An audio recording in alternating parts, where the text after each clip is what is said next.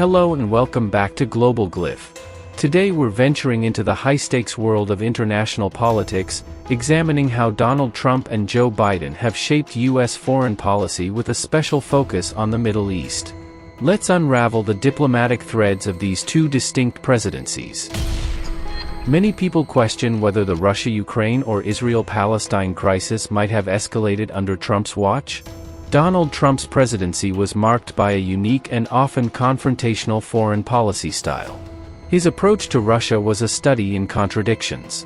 While maintaining Obama-era economic sanctions and increasing military assistance to Eastern Europe, Trump also displayed a notable politeness towards Vladimir Putin, even opposing congressional efforts to further sanction Russia. This complex stance suggests that Trump saw Putin as a strongman he could negotiate with, despite Russia's actions being viewed as a threat to U.S. national security. Under Trump, the U.S. withdrew from several international accords like the Paris Agreement, the Iran nuclear deal, and the Trans-Pacific Partnership, signaling a major shift from previous diplomatic norms. Trump's notable encounters with global leaders like North Korea's Kim Jong-un, Russia's Vladimir Putin, and China's Xi Jinping showcased an unorthodox yet impactful approach, resonating particularly with audiences in Asia who admire straightforward and assertive leadership. Transitioning to Joe Biden, we see a return to more traditional diplomatic engagement. Biden's administration has shown consistency in its antipathy towards Russia. With his experience as Obama's point man on Ukraine after Russia's annexation of Crimea, Biden has maintained a stance of hostility toward the Putin regime. This approach is rooted in a broader democratic view that the global struggle is between authoritarianism and democracy, requiring U.S. leadership to sustain a strong alliance of democracies. Biden's handling of the Russia-Ukraine crisis has been mixed. The administration has successfully preserved NATO unity in the face of Russian threats but has struggled to define a clear negotiating agenda with Moscow.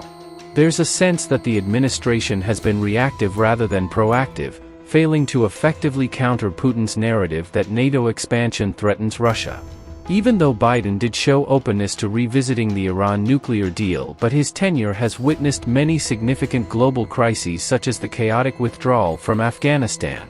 Some argue that these conflicts, particularly the tension in Eastern Europe, might have been deterred under Trump's assertive presidency, suggesting that Russia might have feared NATO's expansion less under his leadership. In the Middle East, both presidents have had significant impacts. Trump's recognition of Jerusalem as Israel's capital and the Abraham Accords marked a major shift. Biden, however, has focused on rebuilding traditional alliances, albeit with a continued emphasis on strong ties with Israel.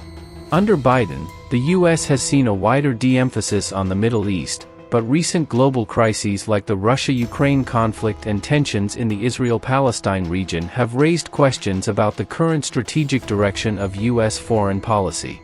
Trump's presidency was marked by his willingness to challenge the status quo and engage directly with global leaders.